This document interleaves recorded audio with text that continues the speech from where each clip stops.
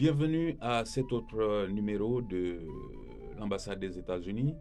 Nous vous remercions déjà de votre fidélité. Aujourd'hui, c'est un immense plaisir pour l'ambassade des États-Unis de recevoir une délégation composée de deux éminentes personnalités du Haut Conseil des anciens du Timbo dans la préfecture de Mamou, comme vous le savez. Et donc, sur ma droite, nous avons Elhaj Modiouri Bari, et sur ma gauche, le professeur Ismaël Bari de l'Université générale Lansana Conté de Sonfonia. Nous allons commencer par évoquer avec vous un tout petit peu l'histoire du Timbo. Que représente le Timbo? Et je dirais même pour ceux-là qui ne savent pas exactement c'est quoi le Timbo, qu'est-ce que le Timbo et d'où est venu notre principal sujet du jour, c'est-à-dire le prince Abdourahmane Ibn Sori Bari. Timbo est indissociable au royaume du Fouta théocratique. Comme vous le savez, en 1725, il y a eu la bataille de Talansan, organisée par, disons, les grands imams installés au Fouta. Après la victoire des musulmans en 1725 à Talansan, il a fallu organiser le royaume. Donc, l'organisation du royaume a décidé que Timbo va être la capitale du Fouta théocratique. En tant que capitale, c'est dans cette ville que devraient résider les Almamis en fonction. Donc, le premier Almami était Karamoko Alpha Ibrahima Sambegou. Donc, le pouvoir exécutif était installé à Timbo. Après le décès du premier Almami,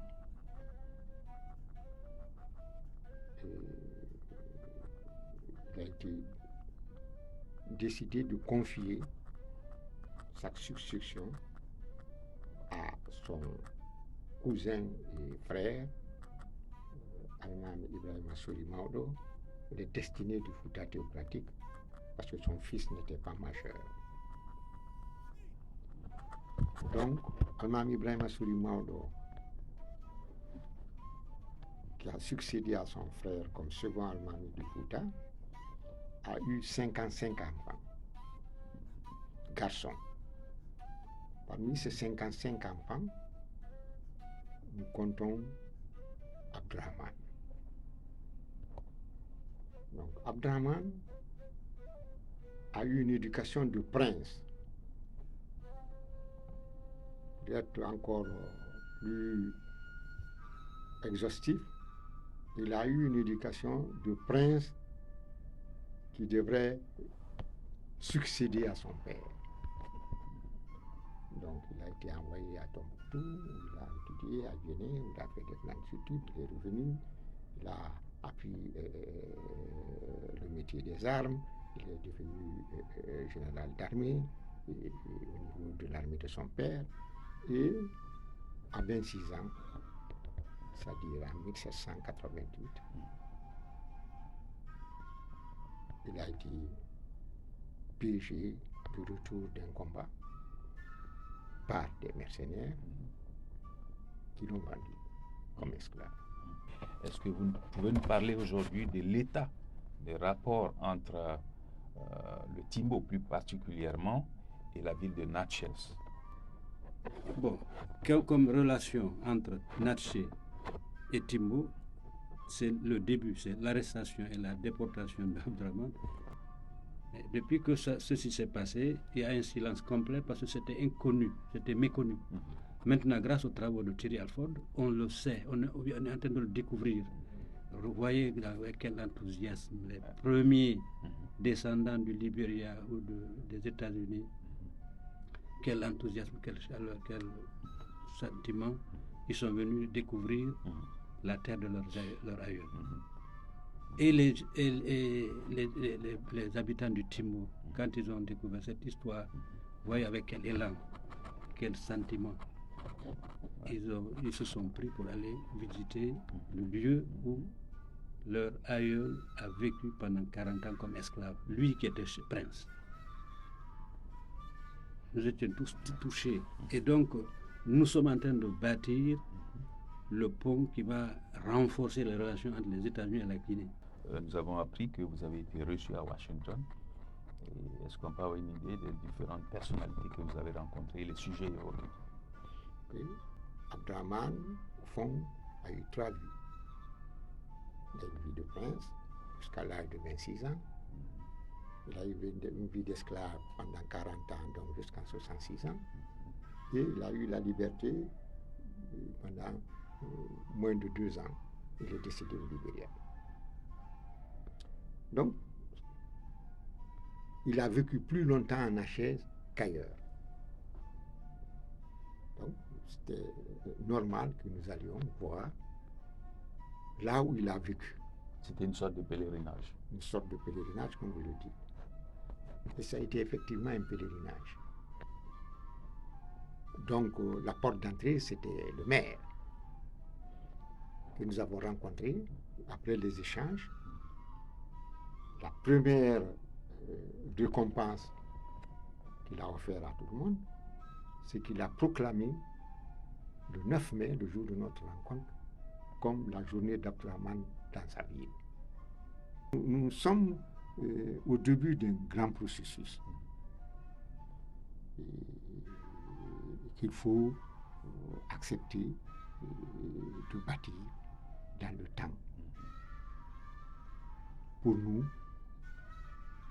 pour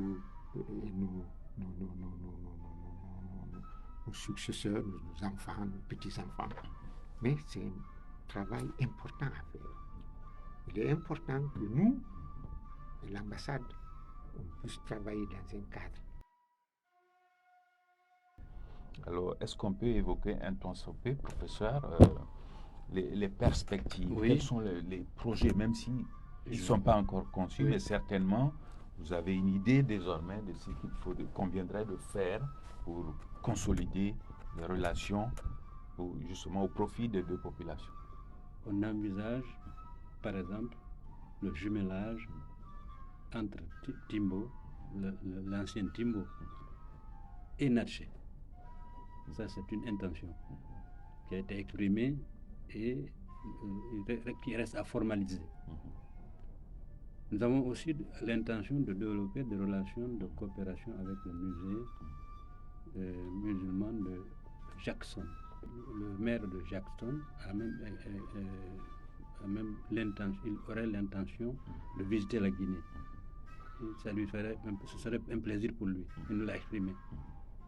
Ce serait la porte ouverte pour développer des relations entre l'État de Mississippi et la Guinée. Bon, il y a l'intention aussi de développer, continuer les recherches au sujet de l'histoire d'Abdraman, aussi bien aux États-Unis que là. Nous avons constaté que les descendants d'Abdraman, ils ne se connaissent pas. C'est maintenant qu'ils se découvrent à eux-mêmes, aux États-Unis comme au Libéria. Donc on est à la phase de recherche des retrouvailles. Est-ce que vous envisagez également d'ouvrir des pistes de réflexion avec l'ambassade des États-Unis en vue de promouvoir le tourisme lié justement à l'histoire du prince Abdraman? La Guinée est un pays extrêmement riche en potentiel touristique, et particulièrement le Fouta Djallon. Rien que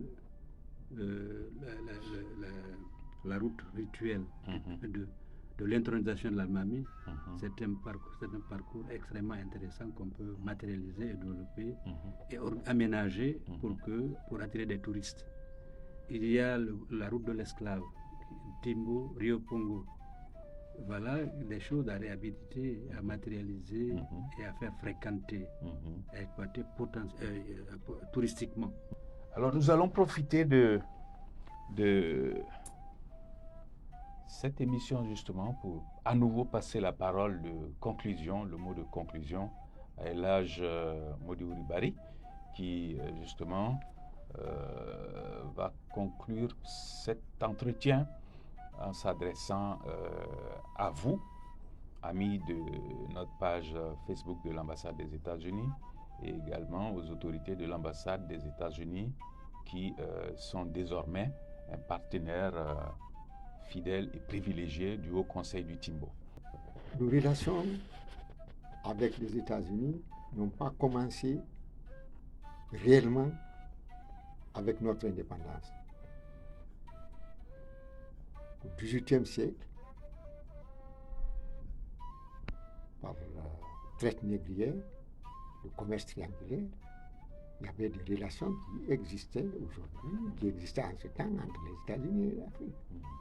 Donc, nous voulons réveiller ça, nous voulons utiliser le potentiel des Afro-Américains qui se trouvent aux États-Unis, nous voulons utiliser le potentiel qui existe ici pour faire de tout ça un ensemble harmonieux qui permette le développement et la lutte contre la pauvreté. Et ça, nous pensons que le ministère est entièrement d'accord avec nous sur cette question, le gouvernement est d'accord avec nous sur cette question et appuiera de manière forte la venue en Guinée des descendants d'Abraham et leur implication dans le développement de notre économie.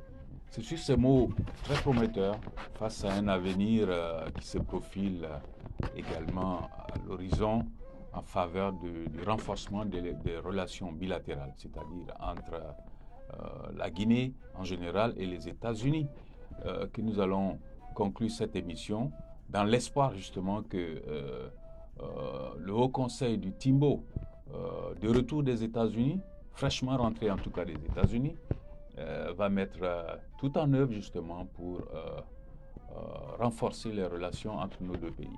Je vous remercie et à très bientôt.